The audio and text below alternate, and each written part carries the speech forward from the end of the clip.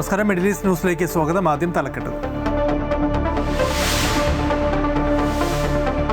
രാഷ്ട്രീയ കേരളം വിധിയെഴുതാൻ ഇനി 12 നാൾ. ഡീൽ ആരോപണങ്ങൾ കടുപ്പിച്ച് നേതാക്കൾ. സംസ്ഥാനത്ത് LDF SDPA ഡീലെന്ന് കോൺഗ്രസ്. ആരോപണത്തിൽ നിന്നും ഒഴിഞ്ഞുമാറി മുഖ്യമന്ത്രി.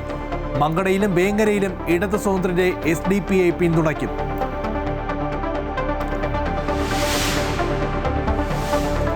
രാഹുൽ ഗാന്ധിയുമായി ചർച്ച നടത്തി കെ സുധാകരൻ. കുടുംബത്തോടൊപ്പം എത്തി നേതാക്കളെ കണ്ടു. കെ സുധാകരൻ യഥാർത്ഥ കോൺഗ്രസ് പോരാളിയെന്ന് രാഹുൽ ഗാന്ധി തനിക്ക് ചില ഉറപ്പുകൾ നൽകിയിട്ടുണ്ടെന്നും അവ പാലിക്കുമെന്നാണ് പ്രതീക്ഷയെന്നും കെ സുധാകരൻ.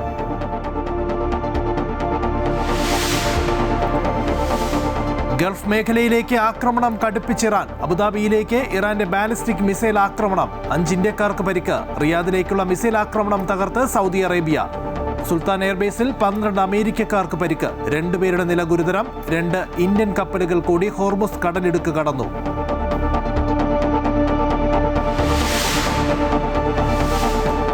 ഇന്ത്യൻ വ്യോമയാന മന്ത്രാലയം അനുമതി ലഭിച്ചാൽ റിയാദ് തിരുവനന്തപുരം സെക്ടറിൽ സർവീസ് പുനരാരംഭിക്കുമെന്ന് സൗദി എയർലൈൻസ് അധികൃതർ തിരുവനന്തപുരം സൗദി പാസഞ്ചേഴ്സ് ഫോറവുമായി ചർച്ച നടത്തി. എംബസിയുടെ മുഴുവൻ സഹായവും വാഗ്ദാനം ചെയ്ത് അധികൃതർ.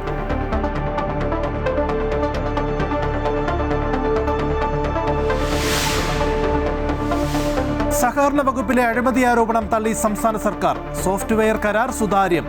TCS പിന്മാറിയെന്ന് മുഖ്യമന്ത്രി. പൊതു സോഫ്റ്റ്വെയർ നിർമ്മാണത്തിൽ ഗുരുതര സാമ്പത്തിക ക്രമക്കേടെന്ന് ആവർത്തിച്ച് രമേശ് ചെന്നിത്തല.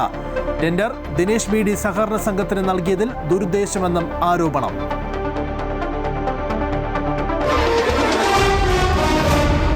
മൈജി മലയാളീസ് മാൻഡേറ്റ് സമർപ്പിക്കുന്നത് മൈജിയാണ് ഫ്യൂച്ചർ.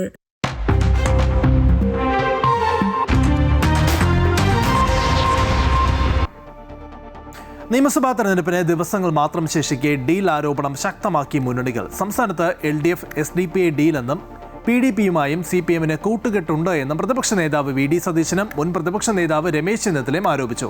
എന്നാൽ ആരോപണങ്ങൾ പൂർണ്ണമായിട്ടും മുഖ്യമന്ത്രി പിണറായി വിജയൻ തള്ളി. LDFന്റെ വികസന നേട്ടങ്ങളിൽ നിന്നും ജനശ്രദ്ധ തിരിക്കാനുള്ള കുതന്ത്രമാണ് ഇപ്പോൾ നടക്കുന്നത് എന്ന് മുഖ്യമന്ത്രി പറഞ്ഞു. നിയമസഭാ തെരഞ്ഞെടുപ്പ് പ്രചരണം കൊട്ടിക്കയറുമ്പോൾ ആരോപണ പ്രത്യാരോപണങ്ങളുമായി കളം നിറയുകയാണ് രാഷ്ട്രീയ പാർട്ടികളും മുന്നണികളും. ഇപ്പോൾ LDFനെ പിന്തുണയ്ക്കുന്ന PDPയും SDPIയും മതേതര പാർട്ടികളാണോ എന്ന് മുഖ്യമന്ത്രി വ്യക്തമാക്കണമെന്ന് പ്രതിപക്ഷ നേതാവ് VD സതീശൻ ആവശ്യപ്പെട്ടു. മതേതര പാർട്ടിയും വർഗീയ പാർട്ടിയും ആരൊക്കെയാണെന്ന് CPM ആണോ തീരുമാനിക്കുന്നത് എന്ന് ചോദിച്ച അദ്ദേഹം 4 പതിറ്റാണ്ടുകാലം CPMനൊപ്പം നിന്നവർ തങ്ങൾക്ക് പിന്തുണ പ്രഖ്യാപിച്ചപ്പോൾ ഭൂരിപക്ഷ വർഗീയത ഇളക്കാനാണ് CPM ശ്രമിച്ചത് എന്നും കുറ്റപ്പെടുത്തി. PDP പിന്തുണച്ചു. ആരെ? LDFന്. ഒരു കുഴപ്പമില്ല. PDP മതേതര പാർട്ടിയാണോ? PDP മതേതര പാർട്ടിയാണോ? SDPI മതേതര പാർട്ടിയാണോ? അന്ന് CPM ആണ് മതേതര പാർട്ടി ആരാണെന്നും വർഗീയ പാർട്ടി ആരാണെന്നും തീരുമാനിക്കും. SDPI സംസ്ഥാന വ്യാപകമായി LDFന് പിന്തുണ നൽകുന്നുണ്ടെന്ന് രമേശ് ചെന്നിത്തല തുറന്നടിച്ചു. CPM BJP ഡീൽ ആരംഭിച്ചത് 2021 മുതലാണെന്നും 2021 60-ലധികം സീറ്റിൽ BJP ഇടതുപക്ഷത്തിന് വോട്ട് മറിച്ചെന്നും 2026 അന്തർധാര ആവർത്തിക്കുന്നുവെന്നും രമേശ് ചെന്നിത്തല ആരോപിച്ചു. SDPയുമായിട്ട് പരസ്യമായ ബന്ധമാണ് അവർക്കുള്ളത്. അത് വളരെ വ്യക്തമാണ്. അവരെ പ്രോത്സാഹിപ്പിക്കുന്ന നിലപാടാണ് അവർ സ്വീകരിക്കുന്നത്. ഈ തെരഞ്ഞെടുപ്പിൽ മുഖ്യമന്ത്രി ആളുകളെ കബളിപ്പിക്കുകയാണ്. ശക്തമായ അടുപ്പവും ബന്ധവും അവർ വെച്ചു പുലർത്തുന്നു. എന്നാൽ പ്രതിപക്ഷാരോപണങ്ങളെ അപ്പാടെ തള്ളി മുഖ്യമന്ത്രി രംഗത്ത് വന്നു. LDFന്റെ വികസന നേട്ടങ്ങളിൽ നിന്നും ജനശ്രദ്ധ തിരിക്കാനുള്ള കുതന്ത്രമാണ് ഇപ്പോൾ നടക്കുന്നത്. രമേശ് ചെന്നിത്തല പലരോടും മത്സരിക്കുന്ന കാലമാണെന്നും ഇപ്പോൾ നുണ പറയാനും മത്സരിക്കുകയാണെന്ന് മുഖ്യമന്ത്രി പാലക്കാട് പറഞ്ഞു. എന്താണ് ഡീൽ ആരോപണത്തിന്റെ അടിസ്ഥാനമെന്നും ഇത് തെറ്റായ പ്രചാരണമാണെന്നും മുഖ്യമന്ത്രി കൂട്ടിച്ചേർത്തു. ഞങ്ങൾ അങ്ങനെയുള്ള ഒരു ഡീലിനും ഇല്ല. ഞങ്ങളെല്ലാം സുതാര്യമാണ്. ഒരു വർഗീയതയോടും ഞങ്ങൾക്ക് ബന്ധങ്ങളുണ്ടാകാറില്ല. വിട്ടുവീഴ്ചയില്ലാതെ വർഗീയത എതിർത്തു പോകുന്ന നിലപാടാണ് ഞങ്ങൾ എല്ലാ കാലത്തും സ്വീകരിച്ചിട്ടുള്ളത്. തെറ്റായ രീതിയിൽ കാര്യങ്ങൾ അവതരിപ്പിക്കാൻ വേണ്ടിയാണ് ഡീൽ എന്ന് പറഞ്ഞുകൊണ്ടിരിക്കുന്നത്. പ്രചാരണത്തിന് ദിവസങ്ങൾ മാത്രം ശേഷിക്കുമ്പോൾ വാക്പോരുമായി കളം നിറയുകയാണ് മുന്നണികൾ. വികസന നേട്ടങ്ങളും പാളിച്ചകളും ജനകീയ വിഷയങ്ങളും സംസ്ഥാനത്ത് ചർച്ചയാകുന്നില്ല എന്ന ആക്ഷേപം മറുവശത്ത് നിലനിൽക്കുന്നുമുണ്ട്. News desk Amrita news. SDPIയുമായി ഒരു നീക്കുപോക്കും CPM ഉണ്ടാക്കിയിട്ടില്ല എന്ന് CPM general secretary MA Baby. അവരുടെ ശൈലി ജനാധിപത്യ പ്രവർത്തനത്തിന് ഗുണമല്ല. PDP പിന്തുണ അറിയിച്ചിട്ടുണ്ട്. PDPയുടെ പഴയ നിലപാടല്ല ഇപ്പോഴത്തേതെന്നും അത് മദന് തന്നെ വ്യക്തമാക്കിയിട്ടുണ്ട് എന്നും ബേബി പറഞ്ഞു. രക്തസാക്ഷി ഫണ്ടുമായി ബന്ധപ്പെട്ട കണക്കുകളിൽ വീഴ്ചയുണ്ടായാൽ പാർട്ടി നടപടിയെടുക്കാറുണ്ടെന്നും പയ്യന്നൂർ ഏരിയ കമ്മിറ്റിയെക്കുറിച്ചുള്ള ആക്ഷേപം തെറ്റാണെന്നും അദ്ദേഹം ചൂണ്ടിക്കാട്ടി. DPയുമായി CPIM യാതൊരു നീക്കുപോക്കും ഉണ്ടാക്കിയിട്ടില്ല, ധാരണയും ഉണ്ടാക്കിയിട്ടില്ല. SDPI ഇപ്പോൾ നടത്തുന്ന പ്രവർത്തന ശൈലി ജനാധിപത്യ രാഷ്ട്രീയ പ്രവർത്തനത്തിന് അനുഗുണമല്ല എന്ന അഭിപ്രായമാണ് CPIMന്റെ നിരീക്ഷണം. ഇത്തരത്തിലുള്ള പാർട്ടികളെല്ലാം അവരുടെ നിലപാടുകൾ തിരുത്തണം, ജനാധിപത്യ രാഷ്ട്രീയ പ്രവർത്തന ശൈലി അവർ സ്വീകരിക്കണം. അവർക്ക് തന്നെ നല്ലതല്ല മറ്റു തരത്തിലുള്ള രീതികൾ പിന്തുടരുന്നത്. ജമാഅത്തെ ഇസ്ലാമിയാണെങ്കിൽ മതരാഷ്ട്രവാദികളാണ്. അപ്പം അങ്ങനല്ല, ആ നിലപാട് ഞങ്ങൾക്കില്ല എന്നാണെങ്കിൽ അതവർ തുറന്ന് പറയുകയും പ്രചരിപ്പിക്കുകയും ചെയ്യണം. സംസ്ഥാനത്ത് BJP എവിടെയും അക്കൗണ്ട് തുറക്കില്ല എന്ന് ശശി തരൂർ MP. അതിനുള്ള മുഴുവൻ ശ്രമങ്ങളും UDFന്റെ ഭാഗത്തു നിന്നുമുണ്ടാകും. CPMന്റെയും BJPയുടെയും ഡീൽ എന്തുമാകട്ടെ, കോൺഗ്രസിന്റെ ഡീൽ ജനങ്ങളുമായിട്ടാണ് എന്നും ശശി തരൂർ പറഞ്ഞു. നേമത്തും പാലക്കാടും ശക്തമായ മത്സരമാണ് നടക്കുന്നത്. BJPക്ക് 10 സീറ്റൊന്നും കിട്ടാൻ പോകുന്നില്ല എന്നും കിട്ടിയാൽ 2-3 സീറ്റായിരിക്കും കിട്ടുകയെന്നും അദ്ദേഹം പ്രതികരിച്ചു. പക്ഷെ ഞാൻ എല്ലാവരോടും പറയും ഇതാണ്, അവർ തമ്മിൽ എന്ത് ഡീല് വേണം ചെയ്തോട്ടെ, ഞങ്ങളുടെ ഡീല് ജനങ്ങളുടെ ഒപ്പമാണ്. ജനങ്ങളുടെ ഭാവിക്ക് വേണ്ടി ഞങ്ങൾ നിൽക്കുന്നു. ജനങ്ങൾക്ക് വേണ്ടി അവരുടെ ചിന്ത, അവരുടെ ആവശ്യങ്ങൾ മനസ്സിലാക്കി അവർക്ക് എന്താ ഭാവിയിൽ വേണ്ടത് അതിനു വേണ്ടിയിട്ടാണ് ഞങ്ങൾ ഇറങ്ങിയിരിക്കുന്നത്. നമ്മൾ കേരളത്തിൻ്റെ സ്ഥിതി കണ്ടു കഴിഞ്ഞാൽ എന്താണ് നമ്മുടെ ഭാവി, എന്തുകൊണ്ടാണ് ഈ സംസ്ഥാനത്തിൻ്റെ യുവാക്കളൊക്കെ ഈ സംസ്ഥാനം വിട്ടിട്ട് പോകുന്നത് നിങ്ങൾക്കറിയാം. കാരണം അവർക്കിവിടെ തൊഴിലവസരങ്ങളില്ല, വേറെ സാധ്യതകൾ കാണുന്നില്ല. അന്യ സംസ്ഥാനങ്ങളിലോ അന്യ രാജ്യങ്ങളിലോ പോയിട്ടാണ് അവർ ജീവിക്കുന്നത്. നമ്മൾക്ക് കേരളത്തിൽ അവരെ നിലനിർത്താൻ ഇവിടെ ഒരു ഭാവി ഉണ്ടാക്കണം. ചിറയൻകീഴിലെ UDF സ്ഥാനാർത്ഥി രമ്യ ഹരിദാസിന്റെ സൗജന്യ യാത്ര തെരഞ്ഞെടുപ്പ് കമ്മീഷൻ തടഞ്ഞു. തെരഞ്ഞെടുപ്പ് പെരുമാറ്റച്ചട്ട ലംഘനമാണെന്ന പരാതിയെ തുടർന്നാണ് യാത്ര തടഞ്ഞത്. രാഹുൽ ഗാന്ധി പ്രഖ്യാപിച്ച KSRTC ബസ്സിൽ സ്ത്രീകൾക്കുള്ള സൗജന്യ യാത്രയായ ഇന്ദിരാ ഗ്യാരണ്ടിയുടെ മാതൃകയിലാണ് സ്വകാര്യ ബസ്സിൽ സ്ത്രീകൾക്ക് സൗജന്യ യാത്ര ഒരുക്കിയത്. സ്ഥാനാർത്ഥിയും യാത്രയിൽ പങ്കെടുത്തിരുന്നു. ചിറയൻകീഴ് UDF സ്ഥാനാർത്ഥിയായ രമ്യ ഹരിദാസിന്റെ തിരഞ്ഞെടുപ്പ് പ്രചരണത്തിന്റെ ഭാഗമായാണ് സ്ത്രീകൾക്കായി ഇന്ദിരാ ഗ്യാരണ്ടി എന്ന പോസ്റ്ററുകൾ പതിപ്പിച്ച് സൗജന്യ ബസ് യാത്ര സംഘടിപ്പിച്ചത്. ബെല്ലടിച്ച് ഉദ്ഘാടനം നിർവഹിച്ച് സ്ഥാനാർത്ഥിയായ രമ്യ ഹരിദാസും ബസ്സിലൊപ്പം കൂടി. രാഹുൽ ഗാന്ധി പ്രഖ്യാപിച്ച ഇന്ദിരാ ഗ്യാരണ്ടിയിലെ ഒരു വാഗ്ദാനമായിരുന്നു സ്ത്രീകൾക്ക് സൗജന്യ ബസ് യാത്ര എന്നത്. അതിന്റെ ഒരു ട്രയൽ എന്നോണമാണ് യാത്ര സംഘടിപ്പിച്ചത്. അമ്മമാർക്കാണ് വീട്ടുപണിക്ക് പോകുന്ന, ടെക്സ്റ്റൈൽ ഷോപ്പിൽ കാലത്ത് പോയി രാത്രി വരെ നിന്ന് പണിയെടുക്കുന്ന അവർക്ക് കിട്ടുന്ന വരുമാനത്തിൽ നിന്ന് ഒരു തുക പോകുന്നത് ബസ്സിന്റെ കൂലി കൊടുക്കാനാണ്.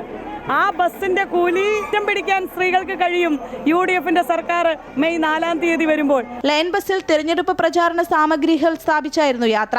സൗജന്യ യാത്രയൊരുക്കിയത് തിരഞ്ഞെടുപ്പ് പെരുമാറ്റച്ചട്ടത്തിന് വിരുദ്ധമാണെന്ന പരാതിയെ തുടർന്ന് തെരഞ്ഞെടുപ്പ് കമ്മീഷൻ ഉദ്യോഗസ്ഥർ എത്തി യാത്ര തടയുകയായിരുന്നു. ഒട്ടിച്ചിരുന്ന സ്റ്റിക്കറുകൾ മാറ്റാനും ആവശ്യപ്പെട്ടു. മഹിളാ കോൺഗ്രസിന്റെ ഭാഗമായി നടത്തിയ യാത്രയിൽ സ്ഥാനാർത്ഥി പങ്കെടുക്കുക മാത്രമാണ് ചെയ്തതെന്ന് പ്രവർത്തകർ പറഞ്ഞു. മഹിളാ കോൺഗ്രസിന്റെ പരിപാടിയാണ്. അപ്പോൾ മഹിളാ കോൺഗ്രസിന്റെ പരിപാടിയിൽ സ്ഥാനാർത്ഥിക്ക് കയറുന്നതിൽ എന്താ കുഴപ്പം? ഒരു ഓടിക്കൊണ്ടിരുന്ന മറ്റു ബസ്സിലല്ലല്ലോ, മറ്റ് സർവീസ് പോയിക്കൊണ്ടിരുന്ന ഒരു ബസ്സിൽ കയറിയല്ല സ്ഥാനാർത്ഥി വോട്ട് ചോദിച്ചത്. മഹിളാ കോൺഗ്രസ്സുകാരിരുന്നതും അതിലിരുന്നുകൊണ്ട് അവർ വെളിയിലോട്ട് കൈ കാണിച്ച് ടാറ്റ പറഞ്ഞു പോകുന്ന എല്ലാം ചെയ്തില്ലല്ലോ. അതിനകത്ത് മഹിളാ കോൺഗ്രസിൻ്റെ പാർട്ടി പരിപാടിയിലായതുകൊണ്ട് അതുകൊണ്ടാണ് നമ്മൾ ബസ് എടുത്തത്. മറ്റേ ട്രിപ്പ് എടുക്കാണ്ട് അവരെ ഓണറെ കണ്ട് ബസ് എടുക്കുകയാണ് ചെയ്തത്. തുടർ നടപടികൾ ഉണ്ടാകുകയാണെങ്കിൽ അത് നേരിടാനാണ് പ്രവർത്തകരുടെ തീരുമാനം. അമൃത ന്യൂസ്, തിരുവനന്തപുരം. സഹകരണ വകുപ്പിലെ പൊതു സോഫ്റ്റ്വെയർ നിർമ്മാണത്തിൽ ഗുരുതര സാമ്പത്തിക ക്രമക്കേട് വീണ്ടും ആരോപിച്ച് രമേശ് ചെന്നിത്തല. 4/1 തുക കോട്ട് ചെയ്ത കമ്പനിയെ ഒഴിവാക്കി ടെൻഡർ ദിനേശ് BD സഹകരണ സംഘത്തിന് നൽകിയതിൽ ദുരുദ്ദേശമെന്നാണ് ആരോപണം. അതേസമയം മുഖ്യമന്ത്രി പിണറായി വിജയൻ ആരോപണങ്ങൾ തള്ളി രംഗത്ത് വന്നു. സഹകരണ വകുപ്പിന്റെ കോമൺ സോഫ്റ്റ്വെയർ പദ്ധതിയുമായി ബന്ധപ്പെട്ട് 700 കോടി രൂപയുടെ അഴിമതിക്ക് നീക്കമുണ്ടെന്നാണ് രമേശ് ചെന്നിത്തല ആവർത്തിക്കുന്നത്. 4/1 തുക കോട്ട് ചെയ്ത കമ്പനിയെ ഒഴിവാക്കി ടെൻഡർ ദിനേശ് BD സഹകരണ സംഘത്തിന് നൽകിയതിൽ ദുരുദ്ദേശമെന്നാണ് ആരോപണം. കണ്ണൂർ കേന്ദ്രീകരിച്ചുള്ള 2 സൊസൈറ്റികൾക്ക് മാത്രം പങ്കെടുക്കാവുന്ന വിധത്തിൽ മാനദണ്ഡം പുതുക്കുകയായിരുന്നു. രജിസ്ട്രാറും മന്ത്രിയും തമ്മിൽ കള്ളക്കളിയെന്നും രമേശ് ചെന്നിത്തല ആരോപിച്ചു.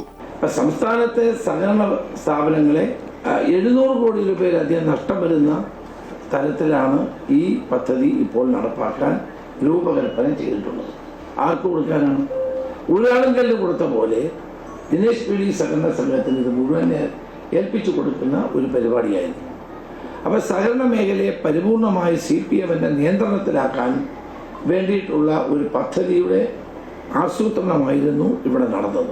അതേസമയം മുഖ്യമന്ത്രി പിണറായി വിജയൻ ആരോപണങ്ങൾ തള്ളി. അഴിമതി എന്ന നിലയിൽ വസ്തുതയ്ക്ക് നിരക്കാത്ത കാര്യങ്ങൾ നുണയായി പ്രചരിപ്പിക്കാൻ രമേശ് ചെന്നിത്തല മത്സരിക്കുകയാണ്. ഇത്തരം കാര്യങ്ങൾക്ക് മറുപടി നൽകുന്നത് അവരുടെ അജണ്ട നടപ്പാക്കുന്നതിന് തുല്യമെന്നും പിണറായി വിജയൻ പറഞ്ഞു. സഹകരണ സംഘങ്ങൾക്ക് പൊതുവായ സോഫ്റ്റ്വെയർ നടപ്പാക്കാൻ 2021 തന്നെ ടെൻഡർ നടപടികൾ പൂർത്തിയാക്കിയിരുന്നു. 2024 ഏകപക്ഷീയമായി TCS പിന്മാറുകയായിരുന്നു. നടപടികളെല്ലാം സുതാര്യമായിട്ടാണ് നടന്നതെന്നും മുഖ്യമന്ത്രി പറഞ്ഞു. ഇത്രയെല്ലാം സുതാര്യമായി നടന്ന ഒരു കാര്യത്തിലാണ് അഴിമതി ആരോപണമായിട്ട് വരുന്നത്. അപ്പോൾ ആരോപണം ഉന്നയിക്കുക, അത് മാത്രമാണ് ഉദ്ദേശം. എല്ലാം സുതാര്യമായി നടന്നതാണ്. ഈ ആരോപണത്തിൽ ഒരു വസ്തുതയും ഇല്ലാത്തതുമാണ്. News desk Amrita news. അയ്യപ്പന്റെ സ്വർണം പാർട്ടി നേതാക്കൾ മോഷ്ടിച്ചു എന്നാണ് കണ്ടെത്തിയത് എന്നും എന്നാൽ പ്രതികൾക്ക് പൂർണ്ണമായ സംരക്ഷണം സർക്കാരും പാർട്ടിയും നൽകുകയാണെന്നും പ്രതിപക്ഷ നേതാവ് VD സതീശൻ. പ്രതികൾക്കെതിരെ പാർട്ടി നടപടി സ്വീകരിക്കുന്നില്ല, കുറ്റപത്രം സമർപ്പിക്കാത്തതുകൊണ്ടാണ് പ്രതികൾ പുറത്തു വന്നത് എന്നും അദ്ദേഹം പറഞ്ഞു. മന്ത്രിമാരുടെ പേര് പുറത്തു പറയുമെന്ന ഭയമാണോ പാർട്ടിക്ക് എന്ന് VD സതീശൻ ചോദിച്ചു. ശബരിമല സ്വർണ്ണക്കൊള്ള കേസിൽ ജയിലിലായ CPM നേതാക്കന്മാർക്കെതിരായി എന്തുകൊണ്ടാണ് അച്ചടക്ക നടപടി പാർട്ടി സ്വീകരിക്കാത്തതെന്ന് മുഖ്യമന്ത്രിയും പാർട്ടി സെക്രട്ടറിയും വ്യക്തമാക്കി. കാരണം ഗുരുതരമായ ആരോപണമാണ്. ഹൈക്കോടതി നിയോഗിച്ച SIT ഹൈക്കോടതിയും അവരെക്കുറിച്ച് പറഞ്ഞിരിക്കുന്നു. അവർ ജാമ്യം തേടിപ്പോയപ്പോൾ ഹൈക്കോടതിയും സുപ്രീം കോടതിയും കർശനമായ ഭാഷയിലാണ് അവർക്ക് ജാമ്യം വിലക്കിയത്. കാരണം ഗുരുതരമായ ആരോപണമാണ് അവർക്കുള്ളത്. അവർ അയ്യപ്പന്റെ സ്വർണം മോഷ്ടിച്ചുവെന്നും അയ്യപ്പന്റെ ദ്വാരപാലക ശില്പം കൊണ്ടുപോയി ഒരു കോടീശ്വരന് വിറ്റുവെന്നും അതിന് പകരമായി വ്യാജ മോൾഡിൽ ചെമ്പിൽ അതുണ്ടാക്കി തിരിച്ചു കൊണ്ടുവന്നു എന്നുള്ള ഗുരുതരമായ ആരോപണം നിലനിൽക്കുകയും നിരവധി ദിവസം ജയിലിൽ കിടക്കുകയും ഈ കുറ്റപത്രം സമർപ്പിക്കാത്തത് കൊണ്ട് മാത്രം ജാമ്യം കിട്ടി പുറത്തുവരികയും ചെയ്ത ആളാണ്. അവരെ എന്തുകൊണ്ടാണ് CPM സംരക്ഷിക്കുന്നത്? കേരള സംസ്ഥാന ഭാഗ്യക്കുറിയുടെ സമ്മർ ബമ്പർ ഭാഗ്യക്കുറി നറുക്കെടുപ്പിൽ 10 കോടി രൂപയുടെ ഒന്നാം സമ്മാനം SB 517026 എന്ന നമ്പർ ടിക്കറ്റിന് ലഭിച്ചു. പാലക്കാട് ജില്ലയിലെ ഏജന്റ് മധുസൂദനനാണ് ഒന്നാം സമ്മാനാർഹമായ ടിക്കറ്റ് വിറ്റത്. കേരള സംസ്ഥാന ഭാഗ്യക്കുറിയുടെ സമ്മർ ബമ്പർ ഭാഗ്യക്കുറി നറുക്കെടുപ്പിൽ ഒന്നാം സമ്മാനാർഹമായ ടിക്കറ്റ് വിറ്റത് പാലക്കാട് ജില്ലയിൽ. SB 517026 എന്ന ടിക്കറ്റിനാണ് ബമ്പർ അടിച്ചത്. ഇതേ നമ്പർ വരുന്ന മറ്റ് 5 പരമ്പരകൾക്ക് 1 ലക്ഷം രൂപ വീതം സമാശ്വാസ സമ്മാനം ലഭിക്കും. 1 കോടി രൂപയുടെ രണ്ടാം സമ്മാനം SC 660573 എന്ന ടിക്കറ്റിനാണ് ലഭിച്ചത്. പാലക്കാട് ജില്ലയിലെ ഏജന്റായ ഫർസാനയാണ് രണ്ടാം സമ്മാനാർഹമായ ടിക്കറ്റ് വിറ്റത്. ഇത്തവണ 41,73,410 ബമ്പർ ടിക്കറ്റുകൾ വിറ്റഴിച്ചു. കഴിഞ്ഞ വർഷം 36 ലക്ഷം സമ്മർ ബമ്പർ ടിക്കറ്റുകളാണ് വിറ്റത്. ആ റെക്കോർഡാണ് ഇത്തവണ മറികടന്നത്. ആകെ 42 ലക്ഷം ടിക്കറ്റുകളാണ് അച്ചടിച്ചത്. പാലക്കാട് ജില്ലയിലാണ് ഏറ്റവും കൂടുതൽ വിൽപ്പന നടന്നത്. 11,96,220 ടിക്കറ്റുകളാണ് ഇവിടെ വിറ്റഴിച്ചത്. തൃശൂരിൽ 4,33,320 ടിക്കറ്റുകളും തിരുവനന്തപുരത്ത് 4,28,750 ടിക്കറ്റുകളും വിറ്റഴിച്ചു. സമ്മർ ബമ്പർ മൂന്നാം സമ്മാനമായി 5 ലക്ഷം രൂപ വീതം ഓരോ പരമ്പരയിലും 2 എണ്ണം വെച്ച് 12 പേർക്കും, നാലാം സമ്മാനമായി 1 ലക്ഷം രൂപ വീതം സമ്മാനാർഹമായ അവസാന 5 അക്കം വരുന്ന ടിക്കറ്റുകൾക്കും ലഭിക്കും. കൂടാതെ 5,000, 2,000, 1,000, 500, 250 രൂപ വീതം സമ്മാനങ്ങളും സമ്മർ ബമ്പർ ഭാഗ്യക്കുറിയിലൂടെ ഭാഗ്യശാലികൾക്ക് ലഭിക്കും. 250 രൂപയായിരുന്നു ടിക്കറ്റ് വില. അമൃത ന്യൂസ്, തിരുവനന്തപുരം. വികസിത ഭാരതം എന്ന ലക്ഷ്യത്തിലേക്ക് രാജ്യം കുതിക്കുകയാണെന്ന് പ്രധാനമന്ത്രി നരേന്ദ്രമോദി. നോയിഡയിലെ ജവാറിൽ അന്താരാഷ്ട്ര വിമാനത്താവളം ഉദ്ഘാടനം ചെയ്ത ശേഷം സംസാരിക്കുകയായിരുന്നു അദ്ദേഹം. പശ്ചിമേഷ്യൻ സംഘർഷം ഉയർത്തുന്ന വെല്ലുവിളികൾ ജനങ്ങളെ ബാധിക്കാതിരിക്കാൻ സർക്കാർ ശ്രദ്ധിക്കുന്നുണ്ട് എന്ന് പ്രധാനമന്ത്രി പറഞ്ഞു. ദേശീയ തലസ്ഥാന മേഖലയിൽ ഉൾപ്പെടുന്ന നോയിഡയിലെ ജവാർ അന്താരാഷ്ട്ര വിമാനത്താവളം പ്രധാനമന്ത്രി നരേന്ദ്രമോദി രാജ്യത്തിന് സമർപ്പിച്ചു. നിലവിൽ പ്രതിവർഷം 12 ദശലക്ഷം യാത്രക്കാരെ കൈകാര്യം ചെയ്യാനാകുന്ന വിമാനത്താവളം യാത്രകൾക്കും ചരക്ക് നീക്കത്തിനും ഒരുപോലെ വേഗം പകരും. രാജ്യത്തെ ഏറ്റവും വലിയ ഗ്രീൻഫീൽഡ് പദ്ധതികളിലൊന്നാണ് നോയിഡ വിമാനത്താവളമെന്ന് ചടങ്ങിൽ പ്രധാനമന്ത്രി പറഞ്ഞു. വികസിത ഭാരതം എന്ന ലക്ഷ്യത്തിലേക്ക് നമ്മുടെ രാജ്യം കുതിക്കുകയാണ്. 140 കോടി ജനങ്ങളുടെയും പരിശ്രമം അതിനാവശ്യമാണെന്നും പശ്ചിമേഷ്യൻ സംഘർഷമുയർത്തുന്ന വെല്ലുവിളികൾ ജനങ്ങളെ ബാധിക്കാതിരിക്കാൻ സർക്കാർ ശ്രദ്ധിക്കുന്നുണ്ടെന്നും പ്രധാനമന്ത്രി പറഞ്ഞു. आधा काम हुआ है. मैंने सिर्फ वो पर्दा हटाया है, लेकिन मैं आज चाहता हूं इस एयरपोर्ट का उद्घाटन यहां जो भी उपस्थित है പൊതു സ്വകാര്യ പങ്കാളിത്ത മാതൃകയിൽ ഏകദേശം 11,200 കോടി രൂപയുടെ നിക്ഷേപത്തിലാണ് വിമാനത്താവളത്തിന്റെ ആദ്യഘട്ടം പൂർത്തിയാക്കിയത്. UP ഗവർണർ ആനന്ദിബെൻ പട്ടേൽ, മുഖ്യമന്ത്രി യോഗി ആദിത്യനാഥ്, വ്യോമയാന മന്ത്രി രാംമോഹൻ നായിഡു തുടങ്ങിയവർ ഉദ്ഘാടന ചടങ്ങിൽ പങ്കെടുത്തു. അമൃത ന്യൂസ്, ന്യൂഡൽഹി. പശ്ചിമേഷ്യൻ യുദ്ധം 29 ദിവസം പിന്നിടുമ്പോൾ ശാശ്വത സമാധാനത്തിൻ്റെതായ സൂചനകൾ ഇതുവരെയും കാണുന്നില്ല. അയൽ രാജ്യങ്ങൾക്ക് നേരെയുള്ള ഇറാന്റെ ആക്രമണ ശ്രമങ്ങൾ തുടരുകയാണ്. അബുദാബിയിൽ ബാലിസ്റ്റിക് മിസൈൽ അവശിഷ്ടങ്ങൾ പതിച്ചുണ്ടായ തീപിടുത്തത്തിൽ 5 ഇന്ത്യക്കാർക്ക് പരിക്കേറ്റു. കുവൈറ്റ് വിമാനത്താവളത്തിന് നേരെയും ഇറാന്റെ ഡ്രോൺ ആക്രമണ ശ്രമം ഉണ്ടായി. പശ്ചിമേഷ്യയിലെ സംഘർഷം ആരംഭിച്ചിട്ട് 29 ദിവസങ്ങൾ പിന്നിടുമ്പോഴും ശാശ്വതമായ സമാധാനം എന്നത് ഇപ്പോഴും അകലെയാണെന്നാണ് സംഭവ വികാസങ്ങൾ സൂചിപ്പിക്കുന്നത്. ഇറാന്റെ സ്റ്റീൽ പ്ലാന്റുകൾക്ക് നേരെ ആക്രമണം ഉണ്ടായതിനു പിന്നാലെ GCC രാജ്യങ്ങൾക്ക് നേരെയുള്ള ആക്രമണ ശ്രമങ്ങൾ വർദ്ധിക്കുന്നതായാണ് കാണുന്നത്. 20 ബാലിസ്റ്റിക് മിസൈലുകളും 37 ഡ്രോണുകളുമാണ് ഇന്ന് UAEക്ക് നേരെ ഇറാൻ അയച്ചത്. അബുദാബിയിൽ ഖലീഫ ഇക്കണോമിക് സോണിന് സമീപം ബാലിസ്റ്റിക് മിസൈൽ അവശിഷ്ടങ്ങൾ പതിച്ചുണ്ടായ തീപിടുത്തത്തിൽ 5 ഇന്ത്യക്കാർ ഉൾപ്പെടെ 6 പേർക്ക് പരിക്കേറ്റു. ബാലിസ്റ്റിക് മിസൈൽ പ്രതിരോധിച്ചതിനെ തുടർന്നാണ് അവശിഷ്ടങ്ങൾ പതിച്ചതെന്ന് അബുദാബി മീഡിയ ഓഫീസ് അറിയിച്ചു. 3 തവണയാണ് ഇവിടെ തീപിടുത്തം ഉണ്ടായത്. പരിക്കേറ്റ മറ്റൊരാൾ പാകിസ്ഥാൻ സ്വദേശിയാണ്. കുവൈറ്റ് അന്താരാഷ്ട്ര വിമാനത്താവളത്തിന് നേരെ നിരവധി ഡ്രോൺ ആക്രമണങ്ങൾ ഉണ്ടായെന്ന് Kuwait public authority four civil aviation അറിയിച്ചു. ഒമാനിലെ സലാല പോർട്ടിന് നേരെ 2 തവണ ഡ്രോൺ ആക്രമണ ശ്രമം ഉണ്ടായി. ഒരാൾക്ക് പരിക്കേറ്റു. ബഹ്റൈനിന് നേരെയും ഡ്രോൺ ആക്രമണ ശ്രമം ഉണ്ടായി. അതിനിടെ യമനിലെ ഇറാൻ പിന്തുണയുള്ള ഹൂതി വിമതർ ഇസ്രായേലിന് നേരെ മിസൈൽ ആക്രമണം നടത്തിയെന്ന് അവകാശപ്പെട്ട് രംഗത്ത് വന്നു. ഇസ്രായേൽ US ഇറാൻ യുദ്ധം തുടങ്ങി ആദ്യമായാണ് ഹൂതി വിമതർ യുദ്ധത്തിൽ പങ്കാളികളാകുന്നത്. യമനിൽ നിന്നും ആക്രമണം ഉണ്ടായെന്ന് ഇസ്രായേൽ സൈന്യവും സ്ഥിരീകരിച്ചു. Amrita news, middle east. അതേസമയം സൗദി അറേബ്യയുടെ സുരക്ഷയുടെ കാര്യത്തിൽ ഒട്ടും വിട്ടുവീഴ്ച ചെയ്യാത്ത ശക്തനായ പോരാളിയാണ് സൗദി കിരീടാവകാശി അമീർ മുഹമ്മദ് ബിൻ സൽമാൻ എന്ന അമേരിക്കൻ പ്രസിഡന്റ് ഡൊണാൾഡ് ട്രംപ്. മിയാമിയിൽ നടന്ന ഫ്യൂച്ചർ ഇൻവെസ്റ്റ്മെന്റ് ഇനിഷ്യേറ്റീവ് ഫോറത്തിൽ സംസാരിക്കുകയായിരുന്നു ട്രംപ്. അമീർ മുഹമ്മദ് ബിൻ സൽമാൻ ഒരു മികച്ച സുഹൃത്താണെന്ന് വിശേഷിപ്പിച്ച ട്രംപ് അദ്ദേഹത്തെ പോലൊരു നേതാവ് ഉള്ളതിൽ സൗദി അറേബ്യ അഭിമാനിക്കണമെന്നും കൂട്ടിച്ചേർത്തു. രാജ്യ താൽപര്യങ്ങൾ സംരക്ഷിക്കുന്നതിൽ അദ്ദേഹം കാണിക്കുന്ന ദൃഢനിശ്ചയത്തെ ഒരു മഹാനായ വ്യക്തിയുടെ അടയാളമായിട്ടാണ് ട്രംപ് ചൂണ്ടിക്കാട്ടിയത്. സൗദി അറേബ്യയും അമേരിക്കയും തമ്മിൽ നിലവിലുള്ള പ്രതിരോധ കരാറിനെ ലോകത്തിലെ തന്നെ ഏറ്റവും മികച്ച ഒന്നായി ട്രംപ് വിശേഷിപ്പിച്ചു. അതിനിടെ റിയാദിനെ ലക്ഷ്യമാക്കി നടന്ന വ്യോമാക്രമണ ശ്രമങ്ങളെ സൗദി പ്രതിരോധ സേന വിജയകരമായി ചെറുത്തു. കഴിഞ്ഞ മണിക്കൂറുകളിൽ റിയാദ് ലക്ഷ്യമാക്കി വന്ന ഒരു ബാലിസ്റ്റിക് മിസൈലും 3 ഡ്രോണുകളും തകർത്തതായി പ്രതിരോധ മന്ത്രാലയ വക്താവ് മേജർ ജനറൽ തുർക്കി അൽ മാലിക്കി ഇന്ന് അറിയിച്ചു. റിയാദ് ലക്ഷ്യമാക്കി 6 ബാലിസ്റ്റിക് മിസൈലുകളാണ് തൊടുത്തുവിട്ടത്. ഇതിൽ 2 എണ്ണം പ്രതിരോധ സേന ആകാശത്ത് വെച്ച് തന്നെ തകർത്തു. മറ്റു 4 മിസൈലുകൾ പേർഷ്യൻ ഗൾഫിലും ആളൊഴിഞ്ഞ പ്രദേശങ്ങളിലുമാണ് പതിച്ചത്. റിയാദ് മേഖലയിൽ വെച്ച് 3 ഡ്രോണുകൾ കൂടി വെടിവെച്ചിട്ടു. മിസൈലുകൾ തകർത്തതിനെ തുടർന്നുണ്ടായ അവശിഷ്ടങ്ങൾ ഒരു സൈനിക കേന്ദ്രത്തിന് സമീപം പതിച്ചെങ്കിലും ആർക്കും പരിക്കേറ്റിട്ടില്ല എന്നാണ് ഔദ്യോഗിക വൃത്തങ്ങൾ സ്ഥിരീകരിച്ചത്. സുരക്ഷാ മേഖലയിലെത്തിയ ഡ്രോണുകൾ വെടിവെച്ച് വീഴ്ത്തിയതായി കുവൈറ്റ് നാഷണൽ ഗാർഡ്. ഉത്തരവാദിത്ത മേഖലയ്ക്കുള്ളിൽ കണ്ടെത്തിയ 2 ഡ്രോണുകളും സമയോചിതമായി തടഞ്ഞ് നിർവീര്യമാക്കുകയായിരുന്നു. സുരക്ഷ ശക്തിപ്പെടുത്തുന്നതിനും സുപ്രധാന കേന്ദ്രങ്ങൾ സംരക്ഷിക്കുന്നതിനും സാധ്യതയുള്ള ഭീഷണികളെ ചെറുക്കുന്നതിനുമുള്ള തുടർച്ചയായ പ്രവർത്തനങ്ങളുടെ ഭാഗമായിട്ടാണ് ഈ നടപടി കൈക്കൊണ്ടതെന്ന് ബ്രിഗേഡിയർ ജനറൽ ഡോക്ടർ ജാദാൻ ഫദൽ ജാദാൻ വ്യക്തമാക്കി. സൈന്യം, പോലീസ്, കുവൈറ്റ് ഫയർഫോഴ്സ് എന്നിവയുമായി ചേർന്ന് നാഷണൽ ഗാർഡ് അതീവ ജാഗ്രതയിൽ തുടരുകയാണ് എന്നും രാജ്യത്തിന്റെ പരമാധികാരം, സ്ഥിരത, ദേശീയാസ്തികൾ എന്നിവ സംരക്ഷിക്കാൻ സേന പൂർണ്ണമായും സജ്ജമാണെന്നും അദ്ദേഹം ഉറപ്പു നൽകി. കുവൈറ്റ് അന്താരാഷ്ട്ര വിമാനത്താവളം ഡ്രോൺ ആക്രമണങ്ങൾക്ക് വിധേയമായതായി ഡയറക്ടറേറ്റ് ജനറൽ ഓഫ് സിവിൽ ഏവിയേഷന്റെ ഔദ്യോഗിക വക്താവ് അബ്ദുള്ള അൽ രാഷ്ഹി. സംഭവത്തിൽ ആർക്കും പരിക്കുകളില്ല. ആക്രമണത്തെ തുടർന്ന് വിമാനത്താവളത്തിന്റെ റഡാർ സംവിധാനത്തിന് കാര്യമായ കേടുപാടുകൾ സംഭവിച്ചതായും അദ്ദേഹം വ്യക്തമാക്കി. സംഭവം നടന്ന ഉടൻ അടിയന്തര പ്രതികരണ സംഘങ്ങളും ബന്ധപ്പെട്ട അധികാരികളും സ്ഥലത്തെത്തി സ്ഥിതിഗതികൾ നിയന്ത്രണ വിധേയമാക്കി. വിമാനത്താവളത്തിലെ പ്രവർത്തനങ്ങളുടെ സുരക്ഷ ഉറപ്പാക്കുന്നതിനും സാധാരണ പ്രവർത്തനങ്ങൾ പുനഃസ്ഥാപിക്കുന്നതിനുമായി ആവശ്യമായ നടപടികൾ വേഗത്തിൽ സ്വീകരിച്ചു വരികയാണെന്ന് അധികൃതർ അറിയിച്ചു. ഇന്ത്യൻ വ്യോമയാന മന്ത്രാലയത്തിന്റെ അനുമതി ലഭിച്ചാൽ റിയാദ് തിരുവനന്തപുരം സെക്ടറിൽ സർവീസ് പുനരാരംഭിക്കുമെന്ന് സൗദി എയർലൈൻസ് അറിയിച്ചു. സൗദി എയർലൈൻസ് അധികൃതർ തിരുവനന്തപുരം സൗദി പാസഞ്ചേഴ്സ് ഫോറവുമായി നടത്തിയ ഓൺലൈൻ ചർച്ചയിലാണ് ഇക്കാര്യം അറിയിച്ചത്. ഫ്ലൈനാസ്, സൗദിയിലെ general authority of civil aviation ഉദ്യോഗസ്ഥരും ചർച്ചയിൽ പങ്കെടുത്തു.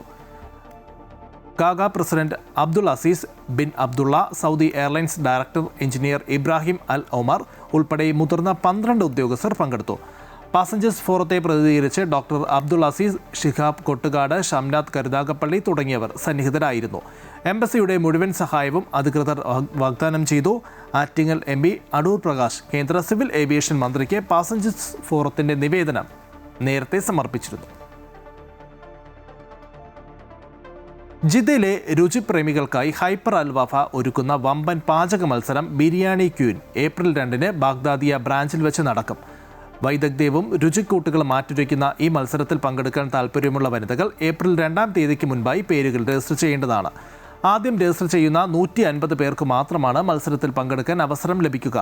ഒന്നാം സമ്മാനമായി iPhone 17 Pro Max, രണ്ടാം സമ്മാനമായി മൈക്രോവേവ് ഓവൻ, മൂന്നാം സമ്മാനമായി എയർ ഫ്രയർ എന്നിങ്ങനെ ആകർഷകമായ സമ്മാനങ്ങളാണ് വിജയികളെ കാത്തിരിക്കുന്നത്. കൂടാതെ മത്സരത്തിൽ പങ്കെടുക്കുന്ന എല്ലാവർക്കും ഹൈപ്പർ അൽവാഫ നൽകുന്ന പ്രത്യേക സമ്മാനങ്ങളും ഉണ്ടായിരിക്കും. ഒപ്പോ, ഗീപാസ് എന്നിവരുടെ സഹകരണത്തോടെ നടത്തുന്ന ഈ മത്സരത്തിൽ പങ്കെടുക്കാൻ താൽപ്പര്യമുള്ളവർ പോസ്റ്ററിലെ QR കോഡ് സ്കാൻ ചെയ്തോ 0537826716 എന്ന വാട്സപ്പ് നമ്പറിലോ ഉടൻ ബന്ധപ്പെടണം. പാചക മത്സരത്തോടനുബന്ധിച്ചും തുടർന്നുള്ള ദിവസങ്ങളിലും വിസ്മയിപ്പിക്കുന്ന വിലക്കുറവിൻ്റെയും ആകർഷകമായ സമ്മാനങ്ങളുടെയും ഓഫർ പെരുമഴ തന്നെ ഹൈപ്പർ അൽവാഫ ബാഗ്ദാദിയിൽ ഒരുക്കിയിരിക്കുന്നതായി മാനേജ്മെൻറ്റ് അറിയിച്ചു. വിവാഹം കഴിഞ്ഞ് 7-ാം നാൾ പ്രവാസി നവവധുവിന് ദാരുണാന്ത്യം. ദമാം റിയാദ് ഹൈവേയിലെ ഉമ്മിൽ അറാറിലുണ്ടായ വാഹനാപകടത്തിൽ വയനാട് വൈത്തിരി സ്വദേശിനി ഹിദ നയറിനാണ് മരിച്ചത്. 7 ദിവസം മുൻപ് ദമാമിൽ വെച്ചായിരുന്നു ഹിദയുടെയും യാസീൻ്റെയും വിവാഹം. വിവാഹശേഷം റിയാദിലുള്ള മാതാപിതാക്കളെ കാണാനായി ഭർത്താവിനൊപ്പം യാത്ര തിരിക്കുമ്പോഴായിരുന്നു അപകടം. ഇവർ സഞ്ചരിച്ചിരുന്ന വാഹനം നിയന്ത്രണം വിട്ട് മറിയുകയായിരുന്നു. ഹിദ സംഭവ സ്ഥലത്ത് വെച്ച് തന്നെ മരിച്ചു. പരിക്കേറ്റ യാസീൻ ഇപ്പോൾ ആശുപത്രിയിൽ ചികിത്സയിലാണ്. ഹിദയുടെ മൃതദേഹം സൗദിയിൽ തന്നെ ഖബറടക്കുമെന്ന് ബന്ധുക്കൾ അറിയിച്ചു. ഇറാന്റെ ആണവ കേന്ദ്രങ്ങൾ ലക്ഷ്യമിട്ട് ഇസ്രായേലിന്റെ വൻ മിസൈൽ ആക്രമണം. ഊർജ്ജ കേന്ദ്രങ്ങളെ ആക്രമിക്കില്ല എന്ന ഡൊണാൾഡ് ട്രംപിന്റെ വാക്കുകൾ ലംഘിച്ചാണ് ഇറാനിലെ അറക് ബഷർ ആണവ നിലയങ്ങളും ജനവാസ മേഖലകളും ലക്ഷ്യമിട്ട് ഇസ്രായേൽ വ്യോമാക്രമണം നടത്തിയത്. അതേസമയം ഇറാനിലെ സൈനിക നടപടി ദിവസങ്ങൾക്കുള്ളിൽ അവസാനിക്കുമെന്ന് American state secretary Marco Rubio പ്രതികരിച്ചു. ഊർജ്ജ കേന്ദ്രങ്ങളെ ആക്രമിക്കില്ലെന്ന അമേരിക്കൻ പ്രസിഡന്റ് ഡൊണാൾഡ് ട്രംപിന്റെ ഉറപ്പ് ലംഘിച്ചുകൊണ്ടാണ് ഇസ്രായേൽ കനത്ത വ്യോമാക്രമണം നടത്തിയത്. ഇറാന്റെ പ്രധാന ആണവ കേന്ദ്രങ്ങളായ അറക് ബഷർ ഉൾപ്പെടെയുള്ള 2 ആണവ നിലയങ്ങൾക്കും 2 വൻകിട സ്റ്റീൽ പ്ലാന്റുകൾക്കും നേരെയാണ് ആക്രമണമുണ്ടായത്. സമാധാന ചർച്ചകൾ പുരോഗമിക്കുന്നു എന്ന് ട്രംപ് അവകാശപ്പെടുമ്പോഴാണ് പശ്ചിമേഷ്യയെ ഭീതിയിലാക്കിക്കൊണ്ട് ഇസ്രായേൽ അപ്രതീക്ഷിത വ്യോമാക്രമണം നടത്തിയത്. ഏപ്രിൽ 6 വരെ ഇറാന്റെ ഊർജ്ജ കേന്ദ്രങ്ങൾ ആക്രമിക്കില്ല എന്നായിരുന്നു ട്രംപിന്റെ ഉറപ്പ്. ആണവായുധങ്ങൾക്ക് ആവശ്യമായ പ്ലൂട്ടോണിയം ഉൽപ്പാദിപ്പിക്കുന്ന പ്രധാന കേന്ദ്രമാണ് അറാഖിലെ പ്ലാന്റ് എന്നും ലോകത്തിന് ഭീഷണിയായ ഇറാന്റെ ആണവ പദ്ധതിയെ തടയുന്നതിന്റെ ഭാഗമായാണ് ഈ നടപടിയെന്നും ഇസ്രായേൽ പ്രതിരോധ സേന അറിയിച്ചു. അതേസമയം ആക്രമണത്തിൽ ആണവ കേന്ദ്രത്തിൽ ആണവ വികിരണ ഭീഷണിയോ ആളപായമോ ഇല്ല എന്നാണ് ഇറാനിയൻ ആറ്റോമിക് എനർജി ഓർഗനൈസേഷന്റെ പ്രാഥമിക നിഗമനം. ഇസ്രായേൽ ആക്രമണത്തിന് കനത്ത തിരിച്ചടിക്ക് ഇറാൻ തയ്യാറെടുക്കുകയാണെന്ന് ഇറാൻ വിദേശകാര്യമന്ത്രി അബ്ബാസ് അറാക്ചിയും പ്രതികരിച്ചു. ഇസ്രായേലിന് പുറമെ സൗദിയിലെ അമേരിക്കൻ കേന്ദ്രമായ പ്രിൻസ് സുൽത്താൻ എയർബേസും ടാങ്കർ വിമാനങ്ങളും ഇറാൻ ലക്ഷ്യമിടുന്നതായാണ് റിപ്പോർട്ടുകൾ. എന്നാൽ ഇറാനുമായി ഈ ആഴ്ച തന്നെ കൂടിക്കാഴ്ച നടത്താനാകുമെന്നും മുന്നോട്ട് വച്ചിട്ടുള്ള 15 കരാറിൽ ഇറാൻ ഒപ്പുവയ്ക്കുമെന്ന് പ്രതീക്ഷിക്കുന്നുവെന്നും അമേരിക്കൻ പ്രസിഡന്റ് ഡൊണാൾഡ് ട്രംപിന്റെ പ്രത്യേക ദൂതൻ സ്റ്റീവ് വിറ്റ്കോഫ് പറഞ്ഞു. എന്നാൽ ഇറാനിലെ സൈനിക നടപടികൾ മാസങ്ങളല്ല ആഴ്ചകൾക്കുള്ളിൽ അവസാനിപ്പിക്കുമെന്ന് G7 വിദേശകാര്യമന്ത്രിമാരുടെ യോഗത്തിന് ശേഷം US സ്റ്റേറ്റ് സെക്രട്ടറി മാർക്കോ റൂബിയോയും പ്രതികരിച്ചു. ഇറാനിലേക്ക് കരസേനയെ അയക്കാതെ തന്നെ ലക്ഷ്യങ്ങൾ കൈവരിക്കാൻ അമേരിക്കയ്ക്ക് കഴിയുമെന്നും റൂബിയോ കൂട്ടിച്ചേർത്തു. International desk, Amrita TV. Petroleum ഉൽപ്പന്നങ്ങളുമായി ഇന്ത്യയുടെ 2 വ്യാപാര കപ്പലുകൾ കൂടി ഹോർമുസ് കടലിടുക്ക് കടന്നതായി കേന്ദ്ര സർക്കാർ അറിയിച്ചു. ഇന്ത്യൻ നാവികസേനയുടെ യുദ്ധക്കപ്പലുകൾ ചരക്ക് കപ്പലുകൾക്ക് സുരക്ഷയൊരുക്കും. കൂടുതൽ കപ്പലുകൾ ഉടൻ എത്തുമെന്നാണ് പ്രതീക്ഷയെന്നും നാവികസേന സുരക്ഷാ ക്രമീകരണങ്ങൾ ഒരുക്കിയിട്ടുണ്ട് എന്നും കേന്ദ്ര സർക്കാർ വൃത്തങ്ങൾ അറിയിച്ചു. ഇന്ത്യ ഉൾപ്പെടെ 5 സൗഹൃദ രാജ്യങ്ങൾക്ക് ഹോർമുസ് കടലിടുക്ക് വഴി ചരക്ക് നീക്കത്തിന് ഇറാൻ അനുമതി നൽകിയിരുന്നു. സംസ്ഥാന സർക്കാർ അക്രമികൾക്കൊപ്പമാണെന്നും 3 വർഷമായി നീതി ലഭിച്ചിട്ടില്ല എന്നും കോഴിക്കോട് മെഡിക്കൽ കോളേജ് ICU പീഡനക്കേസിലെ അതിജീവിത. നീതിക്കായി പല സർക്കാർ ഓഫീസുകളിലും കയറിയിറങ്ങി പലയിടത്തും അപമാനിക്കപ്പെട്ടു. ആരോഗ്യമന്ത്രി തന്നെയും ആശ്വസിപ്പിച്ചിരുന്നു, പിന്നീട് തിരിഞ്ഞു നോക്കിയില്ല. നീതിക്കായി തുടർ സമരത്തിലേക്ക് കടക്കുമെന്നും അവർ പറഞ്ഞു. ഇപ്പോൾ മൊബൈലിൽ തന്നെ എൻ്റെ കഴിഞ്ഞ മാസം മൊബൈലിൽ മെസ്സേജ് വന്നു, CMൻ്റെ തന്നെ മെസ്സേജ് വന്നു, നിങ്ങൾക്ക് എന്ത് പ്രശ്നം ഉണ്ടെങ്കിലും ഒരു 48 മണിക്കൂറിനുള്ളിൽ നിങ്ങളുടെ പ്രശ്നം ഞങ്ങൾ പരിഹരിച്ച് തരും. അങ്ങനത്തെ 3 വർഷമായി. ഞാനിപ്പോൾ കഴിഞ്ഞ മാസവും മുഖ്യമന്ത്രിക്ക് കത്തയച്ചിട്ടുള്ളതാണ്. കത്ത് അവിടെ എത്തി എന്നുള്ള മെസ്സേജ് എനിക്ക് വന്നു. പക്ഷേ അതിനൊരു വേറെ ഒരു റിപ്ലൈയോ അല്ലെങ്കിൽ അത് ഞങ്ങൾ അംഗീകരിച്ചെന്നോ എന്തെങ്കിലും പറഞ്ഞിട്ട് ഒരു മറുപടി ഇതുവരെ വന്നിട്ടില്ല. അപ്പോൾ എന്ത് സുരക്ഷയാണ് ഇവർ തരുന്നത്? കയ്യിൽ 100 രൂപ തികച്ചെടുക്കാനില്ലാത്ത ഒരു സ്ഥാനാർത്ഥിയുണ്ട് കോട്ടയത്ത്. ഏറ്റുമാനൂരിൽ മത്സരിക്കുന്ന SUCI സ്ഥാനാർത്ഥി ആഷ്ന തമ്പി. കേരളത്തിൽ ഇത്തവണ മത്സരിക്കുന്ന സ്ഥാനാർത്ഥികളിൽ ഏറ്റവും കുറഞ്ഞ ആസ്തിയുള്ള വ്യക്തി കൂടിയാണ് ആഷ്ന. മന്ത്രി VN Vasavan, Kottayam DCC president Nattakam Suresh തുടങ്ങിയവരോടാണ് 26-കാരിയായ ആഷ്ന ഏറ്റുമുട്ടുന്നത്. സ്വന്തമായി ജോലിയും വരുമാനവുമില്ല, സ്ഥാവരം ജംഗമ വസ്തുക്കളുമില്ല, വണ്ടിയില്ല, സ്വർണമില്ല, ബാങ്കിലും കയ്യിലുമായി ആകെയുള്ളത് 100 രൂപയിൽ താഴെ. നിയമസഭാ തെരഞ്ഞെടുപ്പിൽ ചിലവഴിക്കാവുന്ന പരമാവധി തുക 40 ലക്ഷം രൂപയാണെങ്കിലും പലരും പൊടിക്കുന്നത് അതിൻ്റെ പല മടങ്ങാണ്. ഇതിനിടെയാണ് കയ്യിൽ 3 അക്കം തികച്ചില്ലാതെ ആഷ്ന ഏറ്റുമാനൂർ മണ്ഡലത്തിൽ സ്ഥാനാർത്ഥിയായി രംഗത്തിറങ്ങുന്നത്. SUCI കമ്മ്യൂണിസ്റ്റ് പാർട്ടി ഇതുവരെ ജനകീയ സമര രാഷ്ട്രീയം മുന്നോട്ട് വെച്ച് പ്രവർത്തിക്കുന്നൊരു സംഘടനയാണ്. ഇപ്പോൾ ആശാ സമരമാണെങ്കിലും കേരള വിരുദ്ധ സമരമാണെങ്കിലും അങ്ങനെയുള്ള സമരങ്ങൾ സംഘടിപ്പിക്കുന്നതിലും നേതൃത്വപരമായ പങ്കും വഹിക്കാൻ നമുക്ക് സാധിച്ചിട്ടുണ്ട്. അപ്പോൾ ജനങ്ങൾക്ക് ഈ ഒരു രാഷ്ട്രീയം പകർന്നു കൊടുത്തുകൊണ്ട് പ്രവർത്തിക്കുന്നതുകൊണ്ട് തന്നെ പണം ഒരു പ്രധാന കാര്യമായിട്ട് എനിക്ക് തോന്നിയിട്ടില്ല, ഞങ്ങൾക്ക് തോന്നിയിട്ടില്ല. ചെലവഴിക്കാൻ പാർട്ടിയുടെ പക്കലും പണം അധികമില്ലാത്തതുകൊണ്ട് തന്നെ ആഷ്നയുടെ പോസ്റ്ററുകളും ഫ്ലക്സുകളും അധികമെങ്ങും കാണാനില്ല. എങ്കിലും പ്രചാരണത്തിൽ തെല്ലും കുറവുമില്ല. SUCIയുടെ ആശയങ്ങളെയും സമരങ്ങളെയും അനുകൂലിക്കുന്ന നിരവധി പേർ പണം നേരിട്ടും അയച്ചുമൊക്കെ നൽകുന്നുണ്ട്. ഇന്നൊരു അനുഭവം ഉണ്ടായത്, നമ്മുടെ ഒരു സുഹൃത്തിൻ്റെ സുഹൃത്ത് അവരുടെ ഓഫീസിൽ നിന്ന് കുറച്ച് പൈസ പിരിച്ച് നമ്മുടെ ഇത് കണ്ട് നമുക്കൊരു സംഭാവന അയച്ചു തന്നു. അപ്പം അങ്ങനെ ഇതാ കണ്ടറിയുന്ന ആളുകൾ, നമ്മുടെ രാഷ്ട്രീയം മനസ്സിലാക്കുന്ന ആളുകൾ ഇങ്ങനെ സംഭാവന നമുക്ക് തരുന്നുണ്ട്. അത് നമുക്ക് നമ്മുടെ പ്രവർത്തനത്തിന് കൂടുതൽ ഊർജ്ജം തരുന്നുണ്ട്. ജേർണലിസം PG ഡിപ്ലോമയുള്ള ആഷ്ന നിലവിൽ പാർട്ടിയുടെ മീഡിയ കോർഡിനേറ്ററും SIDSO സംസ്ഥാന സെക്രട്ടേറിയറ്റ് അംഗവുമാണ്. കേരളയിൽ സമരം, നഴ്സുമാരുടെ സമരം, ആശാവർക്കർമാരുടെ സമരം തുടങ്ങി നിരവധി സമരമുഖങ്ങളിൽ നിന്നുള്ള പരിചയസമ്പത്തും ഈ യുവ പോരാളിക്കുണ്ട്. ഇടതുമുന്നണിക്ക് വേണ്ടി മന്ത്രി VN വാസവനും UDFനായി കോട്ടയം DCC പ്രസിഡന്റ് നാട്ടകം സുരേഷുമൊക്കെയായി ഏറ്റുമാനൂർ മണ്ഡലത്തിൽ കനത്ത മത്സരമാണ് നടക്കുന്നത്. എന്നാൽ എതിരാളികളുടെ വലിപ്പമൊന്നും ആഷ്നയ്ക്ക് വെല്ലുവിളിയല്ല. പോരാട്ടം ആശയപരമാണ് എന്നാണ് ആഷ്ന പറയുന്നത്. Amrita news, Kottayam. Middle east news പൂർണ്ണമാവുകയാണ്. കൂടുതൽ വാർത്തകൾക്കായി അമൃത ന്യൂസിന്റെ YouTube ചാനൽ കാണുക. നമസ്കാരം.